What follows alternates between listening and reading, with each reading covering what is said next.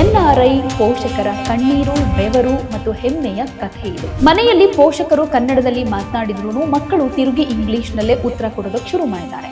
ಇಲ್ಲಿನ ವೀಕೆಂಡ್ ಕ್ಲಾಸ್ಗಳು ಅಥವಾ ಶನಿವಾರದ ಶಾಲೆಗಳು ಈಗ ಸಾವಿರಾರು ಮಕ್ಕಳಿಗೆ ಅಕ್ಷರ ಜ್ಞಾನವನ್ನ ಕೊಡ್ತಾ ಇವೆ. ಇವತ್ತು ವಿದೇಶಿ ಕನ್ನಡಿಗರ ಮನೆಗಳಲ್ಲಿ ಟಿವಿಯಲ್ಲಿ ಕೇವಲ ಡಿಸ್ನಿ ಅಥವಾ ನೆಟ್ಫ್ಲಿಕ್ಸ್ ಬರೋದಿಲ್ಲ, ಬದಲಿಗೆ ಯೂಟ್ಯೂಬ್ನ ಕನ್ನಡ ಕಾರ್ಟೂನ್ಗಳು ಪ್ಲೇ ಆಗುತ್ತೆ. ಹಂಪಿ, ಬೇಲೂರು, ಮೈಸೂರು ಅರಮನೆ, ಪಶ್ಚಿಮ ಘಟ್ಟಗಳನ್ನು ತೋರಿಸಿ, ನೋಡು ಮಗನೇ, ನೀನು ಹುಟ್ಟಿದ್ದು ಅಲ್ಲಿರಬಹುದು, ಆದರೆ ನಿನ್ನ ರಕ್ತ ಇರೋದು ಈ ಭವ್ಯ ಇತಿಹಾಸದ ಮಣ್ಣಿನಲ್ಲಿ ಅಂತ ಹೆಮ್ಮೆಯಿಂದ ಹೇಳ್ಕೊಳ್ತಾರೆ. ಎಲ್ಲಾದರೂ ಇರು, ಎಂತಾದರೂ ಇರು, ಎಂದೆಂದಿಗೂ ನೀ ಕನ್ನಡವಾಗಿರು ಅನ್ನೋ ಕುವೆಂಪು ಅವರ ವಾಣಿ ಜಾಗತಿಕವಾಗಿ ಸತ್ಯವಾಗ್ತಾ ಇದೆ. ಹಾಯ್ ಹಲೋ ಎಲ್ರಿಗೂ ನಮಸ್ತೆ. ನೀವು ನೋಡ್ತಾ ಇರೋದು ಒನ್ ಇಂಡಿಯಾ ಕನ್ನಡ. ನಾನು ಪ್ರತಿಮಾ.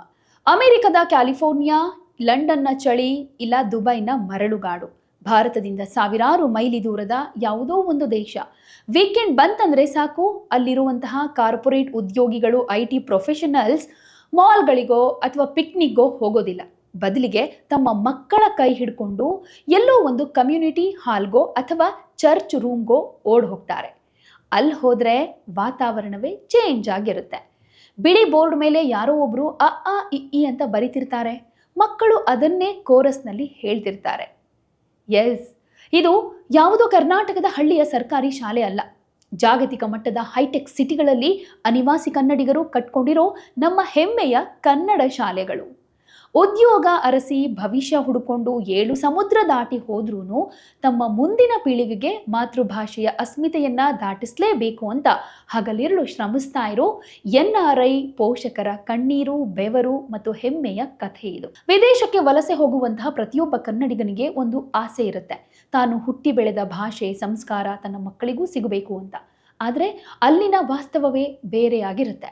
ಮಕ್ಕಳು ಬೆಳೀತಾ ಹೋದ ಹಾಗೆ ಅವರ ಇಡೀ ಪರಿಸರ ಇಂಗ್ಲಿಷ್ ಪ್ರಧಾನವಾಗಿಬಿಡುತ್ತೆ. ಸೊ ಶಾಲೆ, ಸ್ನೇಹಿತರು, ಕಾರ್ಟೂನ್, ಆಟದ ಮೈದಾನ ಎಲ್ಲದರಲ್ಲೂ ಕೂಡ ಇಂಗ್ಲಿಷ್ನದ್ದೇ ಕಾರುಬಾರು. ಮನೆಯಲ್ಲಿ ಪೋಷಕರು ಕನ್ನಡದಲ್ಲಿ ಮಾತನಾಡಿದ್ರು ಮಕ್ಕಳು ತಿರುಗಿ ಇಂಗ್ಲಿಷ್ನಲ್ಲೇ ಉತ್ತರ ಕೊಡೋದಕ್ಕೆ ಶುರು ಮಾಡ್ತಾರೆ. ಇಲ್ಲಿ ಪೋಷಕರಿಗೆ ಒಂದಷ್ಟು ಸವಾಲುಗಳು ಎದುರಾಗುತ್ತೆ. ಅದು ಯಾವ್ದು ಅಂದರೆ, ಮೊದಲೇ ಹೇಳಿದೆ, ಇಂಗ್ಲಿಷ್ ಪ್ರಧಾನ ಪರಿಸರ ಅಂತ. ದಿನದ 18 ಗಂಟೆ ಇಂಗ್ಲಿಷ್ ಕೇಳೋ ಮಗುವಿಗೆ ವಾರಕ್ಕೊಂದು 2 ಗಂಟೆ ಕನ್ನಡ ಕಲಿಸೋದು ಅಷ್ಟೊಂದು ಈಸಿ ಅಲ್ಲ ಅಲ್ವಾ? ಇನ್ನು ಸಮಯದ ಕೊರತೆ ಅಂತ ಬಂದಾಗ, ಹೆತ್ತವರಿಬ್ರು ಕೆಲಸ ಮಾಡೋ ವಿದೇಶಿ ಲೈಫ್ ಸ್ಟೈಲ್ನಲ್ಲಿ ವೀಕೆಂಡ್ ಸಿಗೋದೇ ಅಪರೂಪ. ಆ ಕಮ್ಮಿ ಟೈಮ್ನಲ್ಲೇ ಕಷ್ಟಪಟ್ಟು ಭಾಷೆ ಕಲಿಸಬೇಕಾದಂಥ ಅನಿವಾರ್ಯತೆ ಕ್ರಿಯೇಟ್ ಆಗುತ್ತೆ. ಇನ್ನೊಂದು ಆಸಕ್ತಿಯ ಸವಾಲು ಅಂತ, ಮಕ್ಕಳಿಗೆ ಕನ್ನಡ ಕಲಿಯೋದ್ರಿಂದ ತಕ್ಷಣಕ್ಕೆ ಯಾವುದೇ ಅಕಾಡೆಮಿಕ್ ಲಾಭ ಏನು ಕಾಣಿಸೋದಿಲ್ಲ. ಹಾಗಾಗಿ ಅವರನ್ನು ಬಲವಂತವಾಗಿ ಕೂರಿಸೋದು ಪೋಷಕರಿಗೆ ಒಂದು ನಿರಂತರ ಸವಾಲಾಗ್ಬಿಡುತ್ತೆ. ಇಲ್ಲಿ ಮೊದಲಿಗೆ ಅಮೆರಿಕದ ಅಖಾಡದಲ್ಲಿ ನೋಡೋದಾದ್ರೆ, ಬೇ ಏರಿಯಾ ಹಾಗೆ ಹೌಸ್ಟನ್ ಹಾಗೆ ಅಟ್ಲಾಂಟಾದಲ್ಲಿ ಯಾವ ರೀತಿಯಾಗಿ ಕನ್ನಡ ಶಾಲೆಗಳು ನಡೀತಾವೆ ಅಂತ. ಅಂದರೆ ಈಗ ಹೇಳಿದೆ, ಇಷ್ಟೆಲ್ಲ ಸವಾಲುಗಳಿರುತ್ತೆ ಅಲ್ಲಿನ ಅನಿವಾಸಿ ಭಾರತೀಯರಿಗೆ, ಕನ್ನಡಿಗರಿಗೆ ಅಂತ. ಆದರೆ ಕನ್ನಡಿಗರೇನು ಸುಮ್ಮನೆ ಕೂತಿಲ್ಲ, ಸವಾಲುಗಳನ್ನೇ ಅವಕಾಶಗಳನ್ನಾಗಿ ಮಾಡ್ಕೊಳ್ತಿದ್ದಾರೆ. ಇದಕ್ಕೆ ಅಮೆರಿಕಾದ ಕನ್ನಡಿಗರೇ ಅತ್ಯುತ್ತಮ ಎಕ್ಸಾಂಪಲ್. ಅಮೆರಿಕಾದ ಸಿಲಿಕಾನ್ ವ್ಯಾಲಿ ಅಂತಾನೆ ಕರೆಯಲ್ಪಡೋ ಕ್ಯಾಲಿಫೋರ್ನಿಯಾದ ಬೇ ಏರಿಯಾ ಕನ್ನಡ ಬಳಗ ಈ ನಿಟ್ಟಿನಲ್ಲಿ ಕ್ರಾಂತಿಯನ್ನೇ ಮಾಡಿದೆ. ಇಲ್ಲಿನ ವೀಕೆಂಡ್ ಕ್ಲಾಸ್ಗಳು ಅಥವಾ ಶನಿವಾರದ ಶಾಲೆಗಳು ಈಗ ಸಾವಿರಾರು ಮಕ್ಕಳಿಗೆ ಅಕ್ಷರ ಜ್ಞಾನವನ್ನು ಕೊಡ್ತಾ ಇವೆ. ಇನ್ನು ಟೆಕ್ಸಾಸ್ನ ಹೌಸ್ಟನ್ ಕನ್ನಡ ವೃಂದ ಆಯೋಜಿಸೋ ಬಾಲ ಮೇಳಗಳನ್ನು ನೋಡಬೇಕು. ಅಲ್ಲಿ ಮಕ್ಕಳು ಕೇವಲ ಭಾಷೆ ಕಲಿಯೋದಿಲ್ಲ, ಬದಲಿಗೆ ಕನ್ನಡದಲ್ಲೇ ನಾಟಕ ಆಡ್ತಾರೆ, ಭಾಷಣ ಮಾಡ್ತಾರೆ, ವಚನಗಳನ್ನು ಹೇಳ್ತಾರೆ. ಹಾಗೆ ಜಾರ್ಜಿಯಾದ ಅಟ್ಲಾಂಟಾ ಕನ್ನಡ ಬಳಗಕೂಟ ಮಕ್ಕಳಿಗಾಗಿ ವಿಶೇಷ ಸಾಂಸ್ಕೃತಿಕ ಮತ್ತು ಭಾಷಾ ಶಿಬಿರಗಳನ್ನು ನಡೆಸಿ ಅಮೆರಿಕಾದ ಮಣ್ಣಿನಲ್ಲಿ ಕನ್ನಡದ ಬೇರುಗಳು ಗಟ್ಟಿಯಾಗೋ ಹಾಗೆ ನೋಡ್ಕೊಳ್ತಾ ಇವೆ. ಇನ್ನು ಅಮೆರಿಕಾದಿಂದ ನಾವು ಯುರೋಪ್ ಕಡೆಗೆ ಬಂದರೆ, ಯುನೈಟೆಡ್ ಕಿಂಗ್ಡಮ್ನಲ್ಲೂ ಅಂದರೆ UK-ನಲ್ಲೂ ಕನ್ನಡದ ಗತ್ತು ಕಮ್ಮಿಯಾಗಿಲ್ಲ. ಕನ್ನಡ ಬಳಗ ಲಂಡನ್, UK-ನಲ್ಲಿರುವಂಥ ಅತ್ಯಂತ ಹಳೆಯ ಪ್ರತಿಷ್ಠಿತ ಸಂಸ್ಥೆಗಳಲ್ಲಿ ಒಂದಾಗಿದೆ. ಲಂಡನ್ನ ಬಿಡುವಿಲ್ಲದ ಜೀವನದ ನಡುವೆ ಕೂಡ ವೀಕೆಂಡ್ಗಳಲ್ಲಿ ಬಾಡಿಗೆ ರೂಮ್ಗಳನ್ನು ಪಡ್ಕೊಂಡು ಮಕ್ಕಳಿಗೆ ಕನ್ನಡ ಬರೆಯೋದನ್ನು ಹಾಗೆ ಓದೋದನ್ನು ಕಲಿಸೋ ನಿರಂತರ ಕಾಯಕ ಇಲ್ಲಿ ನಡೀತಾ ಇದೆ. ಇನ್ನು ದಕ್ಷಿಣ ಗೋಳಾರ್ಧದ ಆಸ್ಟ್ರೇಲಿಯಾಕ್ಕೆ ಬರೋದಾದ್ರೆ, ಅಲ್ಲಿನ ಸಿಡ್ನಿ ಕನ್ನಡ ಸ್ಕೂಲ್ ಮತ್ತು ಮೆಲ್ಬರ್ನ್ ಕರ್ನಾಟಕ ಅಸೋಸಿಯೇಷನ್ ಅವರ ಕಿಡ್ಸ್ ಪ್ರೋಗ್ರಾಮ್ ಹಾಗೆ ಚಿಲ್ಡ್ರನ್ಸ್ ವಿಂಗ್ ಮೂಲಕ ಅದ್ಭುತವಾದ ಕೆಲಸ ಮಾಡ್ತಾ ಇವೆ. ಇಲ್ಲಿನ ಪೋಷಕರು ತಮ್ಮ ಮಕ್ಕಳನ್ನ ಆಸ್ಟ್ರೇಲಿಯನ್ ಇಂಗ್ಲಿಷ್ ಕಲ್ಚರ್ನಿಂದ ಕಂಪ್ಲೀಟ್ ಆಗಿ ಕಟ್ ಆಫ್ ಆಗದ ಹಾಗೆ ತಡೆದು ವಾರಕ್ಕೊಂದ್ಸಲ ನಮ್ಮ ಮಲೆನಾಡು, ಕರಾವಳಿ, ಉತ್ತರ ಕರ್ನಾಟಕದ ಸಂಸ್ಕೃತಿಯನ್ನ ಆಸ್ಟ್ರೇಲಿಯಾದ ಮೆಲ್ಬರ್ನ್ ಮತ್ತು ಸಿಡ್ನಿ ನಗರಗಳ ಗಲ್ಲಿಗಳಲ್ಲೂ ಕೂಡ ಪಸರಿಸ್ತಾ ಇದ್ದಾರೆ. ಇನ್ನು ಗಲ್ಫ್ ರಾಷ್ಟ್ರಗಳ ಕಡೆಗೆ ತಿರುಗಿದ್ರೆ UAE-ನಲ್ಲಿರೋ ದುಬೈ ಕನ್ನಡ ಕಲಾಶಾಲೆ ಒಂದು ಮಾದರಿ ವಿದ್ಯಾಸಂಸ್ಥೆಯಾಗಿ ಬೆಳೆದಿದೆ. ಗಲ್ಫ್ ದೇಶಗಳಲ್ಲಿರೋ ಕನ್ನಡಿಗರಿಗೆ ಒಂದು ದೊಡ್ಡ ಪ್ಲಸ್ ಪಾಯಿಂಟ್ ಅಂತಂದ್ರೆ ಭಾರತಕ್ಕೆ ಇವರು ಹತ್ತಿರ ಇದ್ದಾರೆ. ಆದ್ರೆ ಇಲ್ಲಿನ ಶಾಲಾ ಪಠ್ಯಕ್ರಮದಲ್ಲಿ ಕನ್ನಡ ಇರೋದಿಲ್ಲ. ಇದನ್ನ ಮೆಟ್ಟಿ ನಿಲ್ಲೋದಕ್ಕೆ ದುಬೈ ಕನ್ನಡ ಕಲಾಶಾಲೆ ಅದ್ಭುತ ವ್ಯವಸ್ಥೆಯನ್ನ ಮಾಡಿದೆ. ವಿಶೇಷ ಅಂದ್ರೆ ಈ ಶಾಲೆಗಳು ಕೇವಲ ಕ್ಲಬ್ಗಳ ತರಹ ಕೆಲಸ ಮಾಡೋದಿಲ್ಲ. ಇವುಗಳಿಗೆ ಒಂದು ಅಧಿಕೃತ ವ್ಯವಸ್ಥೆ ಇದೆ.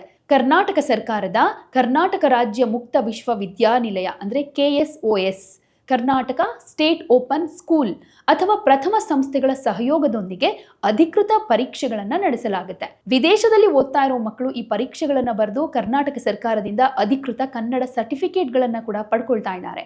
ಈ ದಾಖಲೆಗಳು ಅವರ ಪ್ರಗತಿ ಪತ್ರಕ್ಕೆ ಮತ್ತಷ್ಟು ತೂಕ ತರ್ತಾ ಇದೆ. ಇನ್ನು ಈ ಇಡೀ ಆಂದೋಲನದ ಹಿಂದೆ ಇರುವಂತಹ ತೆರೆಮರೆಯ ಹೀರೋಗಳು ಯಾರು ಗೊತ್ತಾ? ಅಲ್ಲಿನ ವ್ಯಾಲೆಂಟೈರ್ NRI ಪೋಷಕರು, ಹಾಗೆ ಅಲ್ಲಿಗೆ ವಲಸೆ ಹೋಗಿರೋ ಕರ್ನಾಟಕ ಮೂಲದ ಮಾಜಿ ಶಿಕ್ಷಕರು.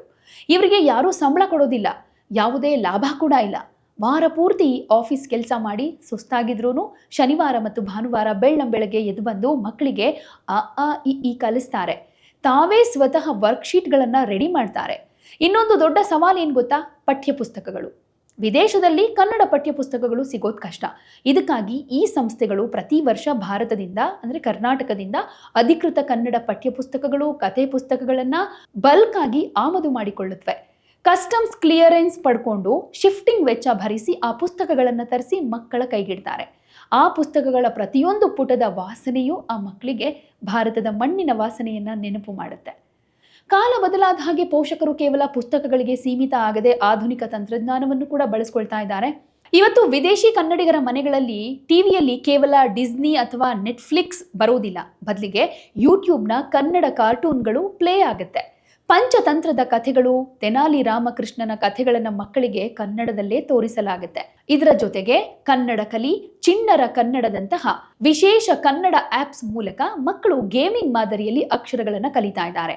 ಎಲ್ಲದಕ್ಕಿಂತ ಮುಖ್ಯವಾಗಿ ಈ ಪೋಷಕರು ಪ್ರತಿ ವರ್ಷ ತಮ್ಮ ರಜಾ ದಿನಗಳಲ್ಲಿ ಮಕ್ಕಳನ್ನ ಕಡ್ಡಾಯವಾಗಿ ಕರ್ನಾಟಕ ಪ್ರವಾಸಕ್ಕೆ ಕರ್ಕೊಂಡು ಬರ್ತಾರೆ.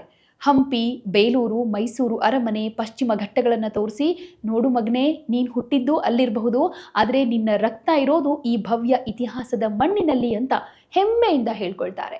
ಜಗತ್ತಿನ ಏನೇ ಸವಾಲುಗಳಿದ್ರೂ, ಇಂಗ್ಲಿಷ್ನ ಅಬ್ಬರ ಇದ್ರೂ ವಿದೇಶದ ಮಣ್ಣಿನಲ್ಲಿ ಕನ್ನಡದ ದೀಪ ಆರಿ ಹೋಗಿಲ್ಲ ಅಂತಂದ್ರೆ ಅದು ನಮ್ಮ ಕನ್ನಡಿಗರ ಅದಮ್ಯ ಚೇತನ. ಅವರು ಭಾಷೆಯನ್ನ ಕೇವಲ ಕಮ್ಯುನಿಕೇಷನ್ ಟೂಲ್ ಆಗಿ ನೋಡ್ತಾ ಇಲ್ಲ, ನಮ್ಮ ಸಂಸ್ಕೃತಿಯ ಜೀವನಾಡಿಯಾಗಿ ನೋಡ್ತಾ ಇದ್ದಾರೆ. ಯಾವ ದೇಶದಲ್ಲಿದ್ರೇನು, ಎಂತಹ ಐಷಾರಾಮಿ ಜೀವನ ಇದ್ರೇನು, ಹೆತ್ತ ತಾಯಿ ಮತ್ತು ಆಡಿದ ಭಾಷೆಯನ್ನ ಮರಿಬಾರದು ಅನ್ನೋ ಅಣ್ಣಾವರ ಮಾತನ್ನ ಇವರು ಅಕ್ಷರಶಃ ಪಾಲನೆ ಮಾಡ್ಕೊಂಡು ಬರ್ತಾ ಇದ್ದಾರೆ. ಜಗತ್ತಿನ ಮೂಲೆ ಮೂಲೆಯಲ್ಲೂ ಕನ್ನಡದ ಶಾಲೆಯನ್ನ ನಡೆಸಿ ಕನ್ನಡದ ಕಾವಲುಗಾರರಾಗಿ ನಿಂತಿರೋ ಪ್ರತಿಯೊಬ್ಬ NRI ಪೋಷಕರಿಗೆ, ವಾಲೆಂಟೈರ್ ಶಿಕ್ಷಕರಿಗೆ, ಹಾಗೆ ಆ ಮುದ್ದಾದ ಕನ್ನಡ ಕಲಿಯೋ ಮಕ್ಕಳಿಗೆ ನಮ್ಮ ಇಡೀ ಕರ್ನಾಟಕದ ಪರವಾಗಿ ಕೋಟಿ ಕೋಟಿ ಪ್ರಣಾಮಗಳು. ಎಲ್ಲಾದರೂ ಇರು, ಎಂತಾದರೂ ಇರು, ಎಂದೆಂದಿಗೂ ನೀ ಕನ್ನಡವಾಗಿರು ಅನ್ನೋ ಕುವೆಂಪು ಅವರ ವಾಣಿ ಜಾಗತಿಕವಾಗಿ ಸತ್ಯವಾಗ್ತಾ ಇದೆ. ಸಿರಿಗನ್ನಡಂ ಗೆಲ್ಗೆ, ಸಿರಿಗನ್ನಡಂ ಬಾಳ್ಗೆ. ಯಾವುದೇ ಸುದ್ದಿಯ ಅಪ್ಡೇಟ್ ಅನ್ನ ಮಿಸ್ ಮಾಡ್ಕೊಳ್ಬಾರ್ದು ಅಂದ್ರೆ ಈಗ್ಲೇ ಒನ್ ಇಂಡಿಯಾವನ್ನ ಸಬ್ಸ್ಕ್ರೈಬ್ ಮಾಡಿ. ನಿಮಗೆ ಬೇಕಾದ ಭಾಷೆಯಲ್ಲಿ ಎಲ್ಲಾ ಸುದ್ದಿ ತಿಳಿಬೇಕು ಅಂದ್ರೆ ಒನ್ ಇಂಡಿಯಾ ಆಪ್ ಅನ್ನ ಡೌನ್ಲೋಡ್ ಮಾಡ್ಕೊಳ್ಳಿ.